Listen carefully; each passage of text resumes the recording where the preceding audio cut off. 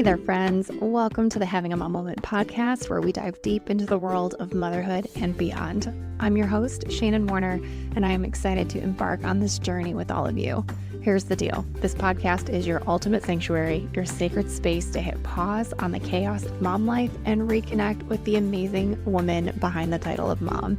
Yep, it's all about those precious mom moments because, let's face it, we all need a little more time for ourselves. Am I right? So what can you expect from our time together?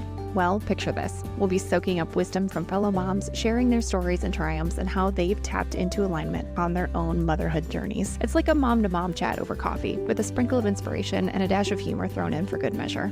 We're here to light up your soul, to remind you of your incredible power, and to celebrate the unique spark that makes you, you. Because when we take care of ourselves, we become unstoppable forces for good in the lives of those we love. So join me as we laugh, learn, and rediscover the magic of this crazy ride called motherhood together.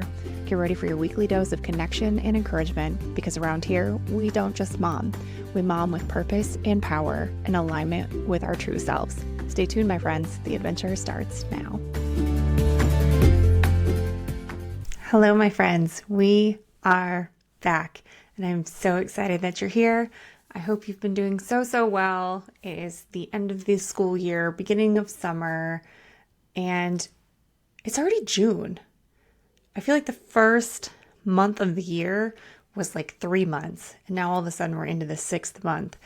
So I know, especially if you have school-age kids and your calendar is kind of punctuated by the academic calendar, you may be feeling the like, oh my gosh, how did we get here? And what am I doing? And where am I going? And wow, I know that summer will be over in the blink of an eye, and then we'll be heading into fall and the holiday season. And I hate to rush you, but we know that's how it works. So this is a great opportunity to kind of check in, see where we're at, see if we're meeting the goals that we've set for this year, or if we're holding to those intentions that we've set for this year. And if not, it's a great time and opportunity to kind of reset. So the day that this episode is airing is actually my birthday, June 11th, and I'm very excited to be embarking on my 38th year.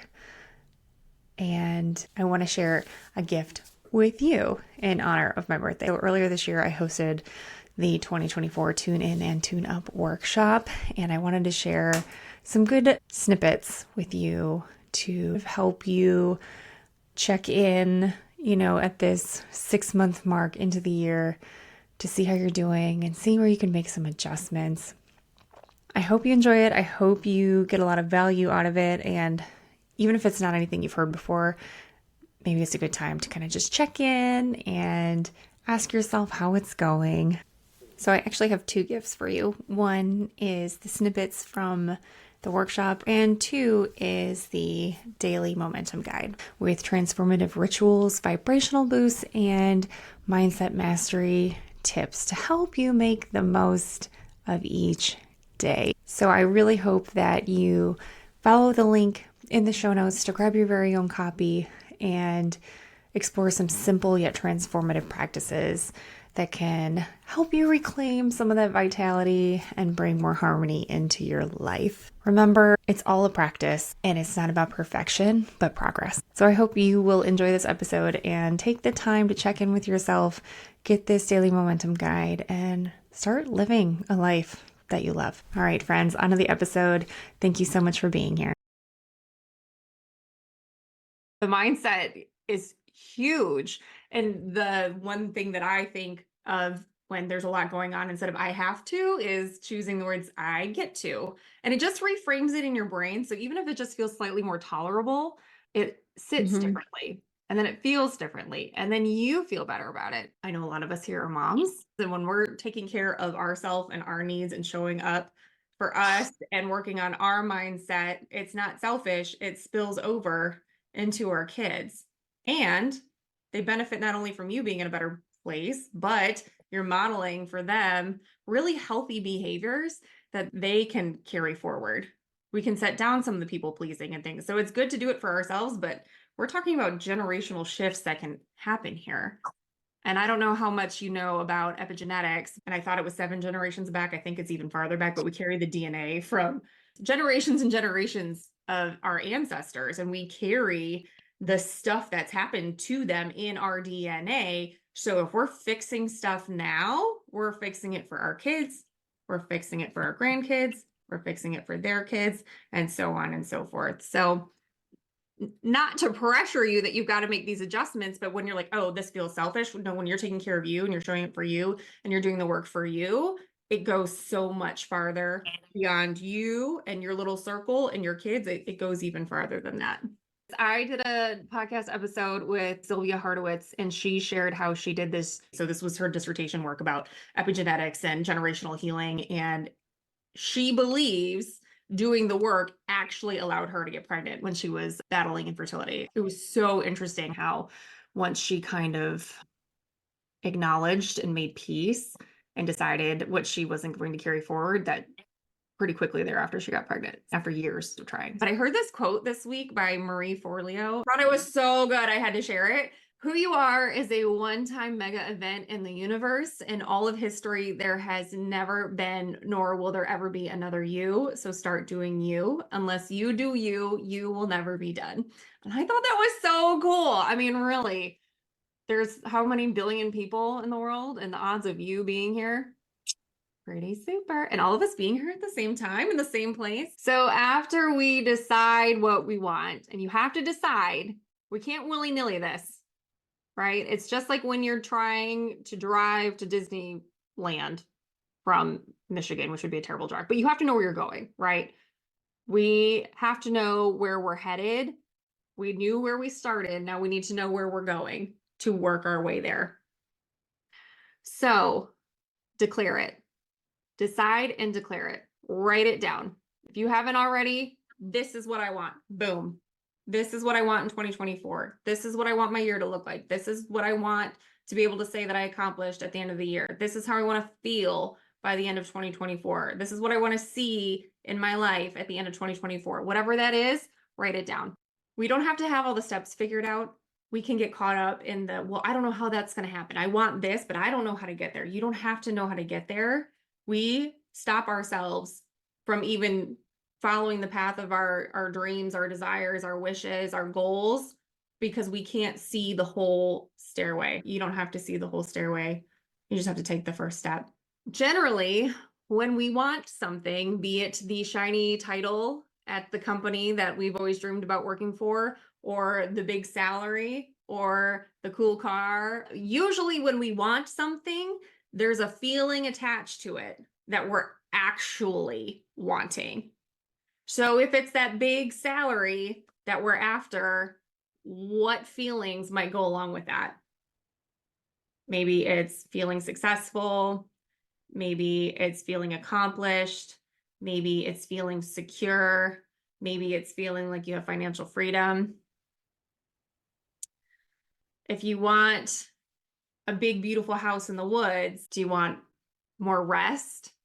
Do you want more time with your family? Whatever that represents for you, there's a feeling attached to it.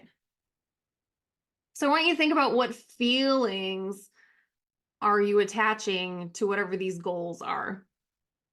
What feelings are you actually after? Is it abundance? Is it security? Is it financial freedom? Do we want to feel cool? What is it? Purpose is a big one with moms. Sometimes we feel weird about wanting purpose outside of our children. Like, oh, my children are my purpose. No, I mean, they can be part of it, but they don't have to be all of it. And that's the reason a lot of times we as moms are like, who am I? Where am I? What happened to me? Where did I go? Where was that girl with all the dreams and the desires and the goals? And now I'm a mom, and I felt like I had to set all that down. You are allowed to have a sense of purpose outside your children. So the good news is we can tap into these feelings now. We have to allow ourselves opportunities to feel those where we're currently at, even if we don't think that we are where we want to be.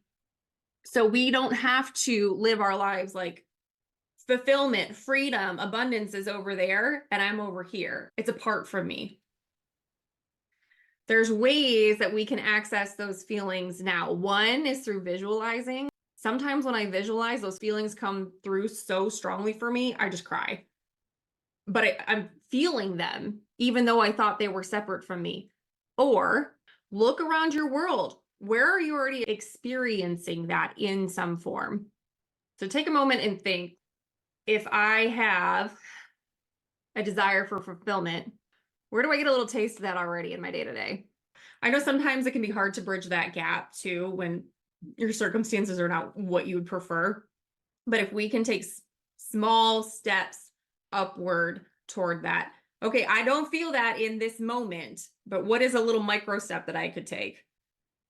So if it's happiness that you're looking for and you're like, I am miserable, I'm miserable. Okay, can we get from like miserable to discontent? And that is a powerful adjustment in itself, allowing you to pull yourself up the ladder just a little bit. And it doesn't have to be all at one time, but anytime that you feel that you are so far away from where you want to be, if you can just try to pull yourself even just a half step higher from where you are, you're going to feel better.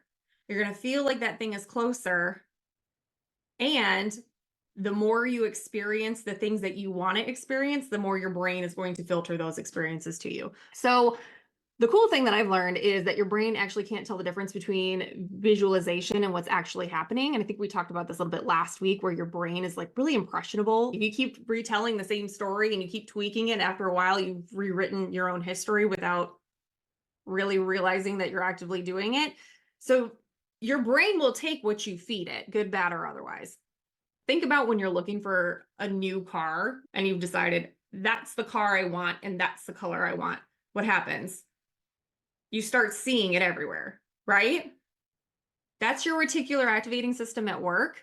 It is a filter through which your brain is processing information. So you're like, oh, blue Mustang, that's my car. That's what I want. You're going to start seeing them everywhere because your brain's like, hey, I see one over here. I see one over here. I see one over here. So we can do the same thing with our experiences. It will bring you more of what it thinks you want. We have to pay attention to what we're feeding our brain. What are we telling our brain? Are we setting this filter to things we want? Or are we setting our filter to things we don't want?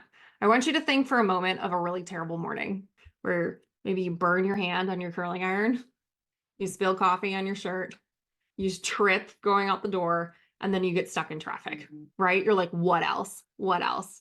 And your brain's like, oh, this, here. You forgot your lunch.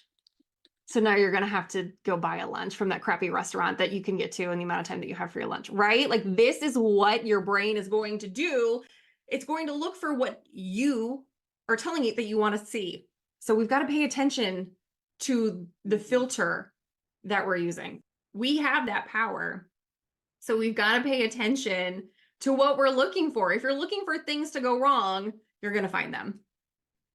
When we have those moments of like, oh, what else? What else is going to happen?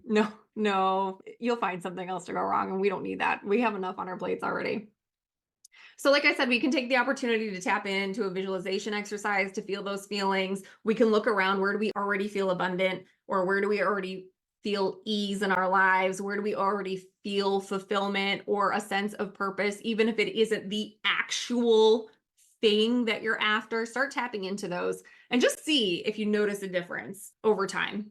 It's helped me survive situations that I was like, I cannot do this one more day. I cannot do this one more day with these people. It helps. So when you start to have these big dreams, which I hope you do, your brain may also kick in and go, no, girl, no. You do your recruiting thing. Like that's what you do. That's what we do. We're a recruiter. Like that's not available to us because your brain wants to do what?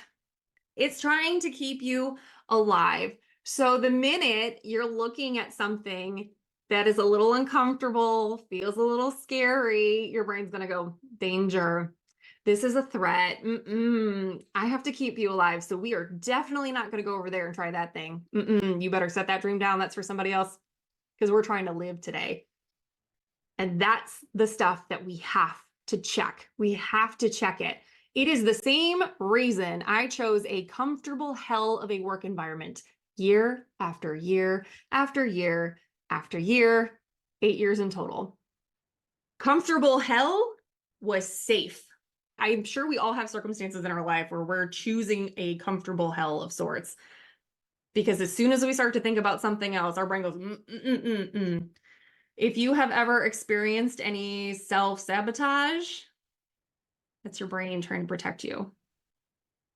So what we can do when we have these moments of danger, I'm thinking about this thing that I want, and then my brain is telling me all these things that could go wrong and why this is a terrible life choice, is we can tell our bodies we're okay through some nervous system regulation. But there's some really simple things that you can do to snap out of it. Breathing like we did, box breathing, the parasympathetic breathing that we did last week, where you are ensuring that your exhale is longer than your inhale, because that signals to your body that you can rest, go into rest and digest, get out of the fight, flight, freeze, or fawn mode.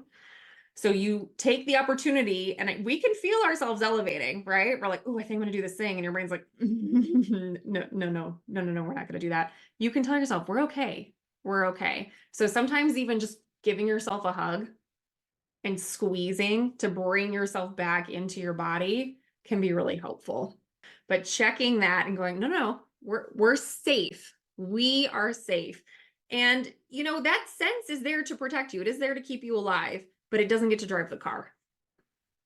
Okay. One thing that I do that helps me when I'm trying to challenge a limiting belief, but our brains already do this. If you have a belief about yourself where you're like, I could not go do that thing that I want to do, I'm not qualified enough, right? So your belief would be like, I am not qualified enough to go after that thing. And the legs of your table are all of the reasons, all of the life experience that are supporting that belief. You're like, yeah, no, you're not qualified. You didn't go to school for that. You don't know the first thing about that. You don't even know how to start. You don't know where to start. How are you going to do that? You've got all of these things supporting this belief, but it works the other way at the same time. So instead, we can choose a new belief. And I will have moments where I get all up in my self-doubt, and I will visualize this little table in the new belief that I'm like, I am smart enough to do this. And then here are all the reasons that I'm smart enough based on my own life experience. So you're not pulling it out of the air. You're like, I've done this. Smart people do that. I've done this. You got to be smart to accomplish this, so on and so forth. And if your table ends up with 72 legs, I love that for you. You don't have to stop at 4. Sometimes tables only have 3 legs, and that's okay too. So if you can only get 3 legs on your little table, that's all right. But this is something that I use sometimes to catch myself when I have these big lofty dreams and goals, and then my brain is like, no, Shannon, you don't know the first thing about that. You might as well just quit, because that's not going to work for you. We can hang so much hope and weight on a certain dream or outcome that it's almost like too painful to start taking the steps, because what if it doesn't work out? And it's like, oh, I should have never tried. Have you heard the rocking chair analogy? You're sitting on the porch on the last days of your life, sitting on the rocking chair, looking back over your life. And what do you want to look back on? Do you want to see where you tried and you took the steps, even if you failed? Or do you want to see someone who were just like, no, I'll just stay over here where it's safe and comfortable and dreadful. I think we are all here for so much greatness, but we have to allow ourselves the opportunity to take those uncomfortable steps towards the thing. And sometimes you think it's destination A, but as you start going through the motions, sometimes you end up going towards destination B, but B is better than what you even thought. B is better than A, but you didn't have B on your radar at all. But if had you not started going this way, you would have never had the opportunity to go that way. So it's really interesting to see the way things unfold. I think if you can look back over your own life, you can see, well, okay, well, if this hadn't happened, this would not have happened. And if this hadn't happened, this would not have happened. So look back at your own life and you're like, well, I thought I wanted this, and then I got this, and it's all been great and magical. So the 2-degree shift that I mentioned is huge. If you are on a ship or if you are on a plane and you change your course by 2 degrees, you will end up in a totally different destination over time, right? It will take time, but over time, you will end up in a completely different place. So that's what this is ultimately all about. It's just making these small little shifts. We're not reverse engineering how to get to the big lofty goal. We're just talking about now how we can make adjustments. We're going to pay attention to what we're thinking about. We're going to check these beliefs when they come up and tell us that we can't, or when our brain's trying to keep us safe. We're going to check those. And if you don't already have one, I think you should start a morning routine.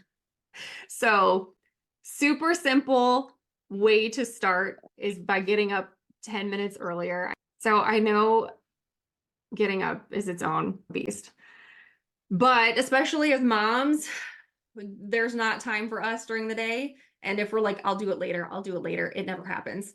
So, if we can set ourselves up in the morning with some time for ourselves, put ourselves first thing, you can have a better day. You can set yourself up for a much more successful day with more capacity to field all of the stimuli that come at you from your work, from your children, from your partner, from, whatever, dogs with diarrhea. You're just going to have a better capacity to handle these things. So if you are just starting with a morning routine, 10 minutes, that's all you need is 10 minutes.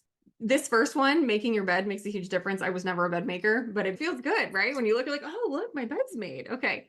So make your bed. It might take you a minute, might take you 2 minutes. I'm being generous with the time.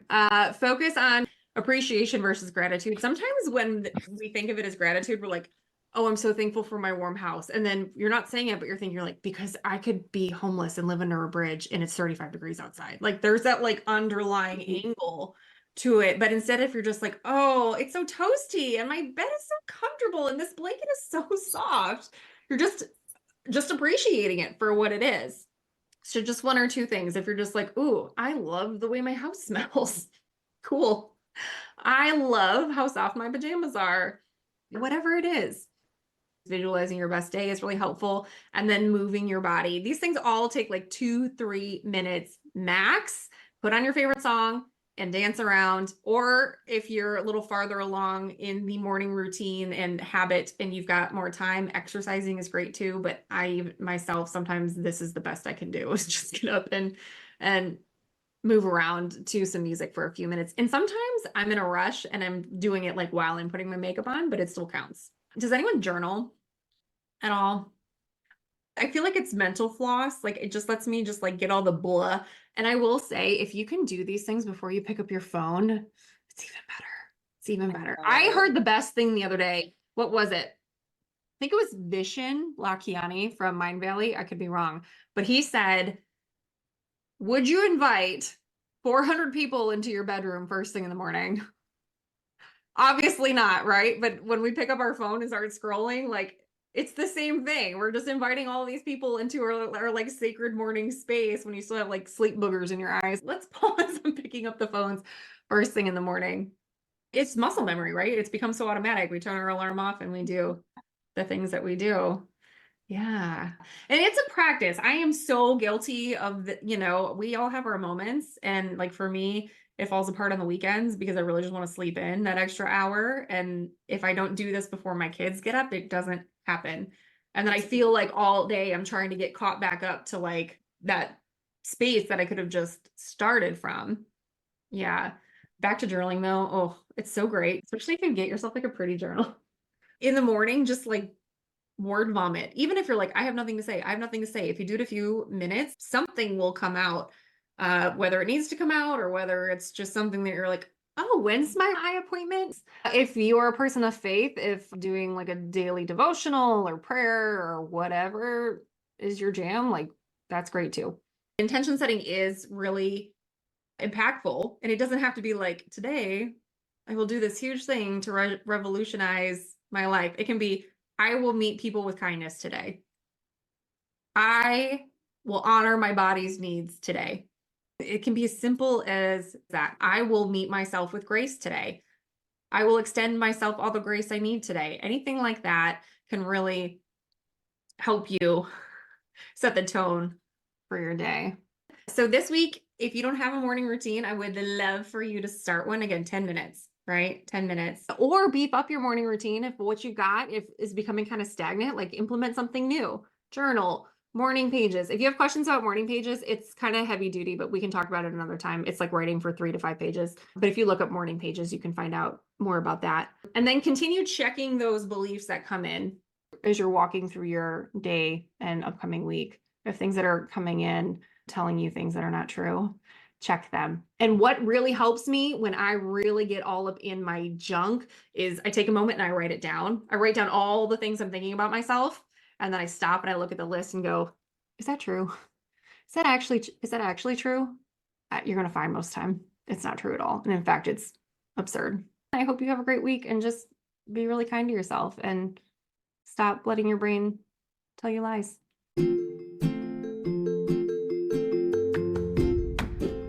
That's a wrap on another episode of the Having a Mom Moment podcast. Thank you so much for tuning in and for sharing this space with us today. Before you go, don't forget to check out the show notes for any links or resources mentioned in today's episode. And hey, while you're at it, why not give me a follow on Instagram and Facebook at Having a Mom Moment? You can also visit havingamaMoment.com for even more mom-inspired resources. If you've enjoyed today's conversation as much as I have, please be sure to hit that subscribe button so you never miss out on future episodes. And it would mean so much if you leave us a glowing 5-star review on your favorite podcast platform. Until next time, remember to embrace those mom moments, find alignment in your journey, and always honor the incredible woman you are. Take care, friends, and we'll see you on the next episode.